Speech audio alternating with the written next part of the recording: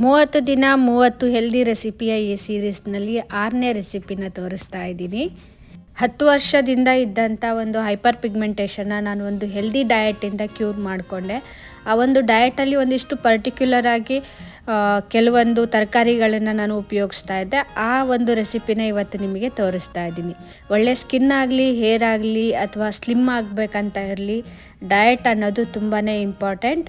ಈ ಒಂದು ಹೈಪರ್ ಪಿಗ್ಮೆಂಟೇಷನಿಗೆ ನಾನು ಮಾಡಿದ ಫುಲ್ ಡಯಟ್ನ ವಿಡಿಯೋ ಇದೆ, ಅದರ ಲಿಂಕನ್ನು ಡಿಸ್ಕ್ರಿಪ್ಷನಲ್ಲಿ ಹಾಕಿರ್ತೀನಿ, ಬೇಕಂದರೆ ರೆಫರೆನ್ಸಿಗೆ ತಗೊಳ್ಳಿ.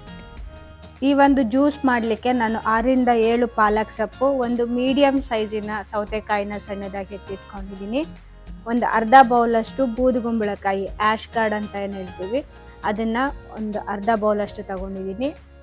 6ರಿಂದ 7 ಕರಿಬೇವಿನ ಸೊಪ್ಪು ತೊಗೊಂಡಿದ್ದೀನಿ. ಇದು ಆಪ್ಷನಲ್ಲು, ನಿಮಗೆ ಇಷ್ಟ ಆಗಲ್ಲ ಅಂದರೆ ತಗೋಬೇಡಿ, ಬಟ್ ಇದು ಹೇರ್ ಗ್ರೋತ್ಗೆ ತುಂಬಾ ಹೆಲ್ಪ್ ಮಾಡುತ್ತೆ. ಶುಂಠಿ ಒಂದು 1/4 ಇಂಚಷ್ಟು, ಒಂದು ಬೆಟ್ಟದ ನೆಲ್ಲಿಕಾಯಿ. ಇಲ್ಲಿ ತಗೊಂಡಿರೋ ಪ್ರತಿಯೊಂದು ಇಂಗ್ರೀಡಿಯೆಂಟು ಸೂಪರ್ ಫುಡ್ ಅಂತಲೇ ಹೇಳ್ಬೋದು.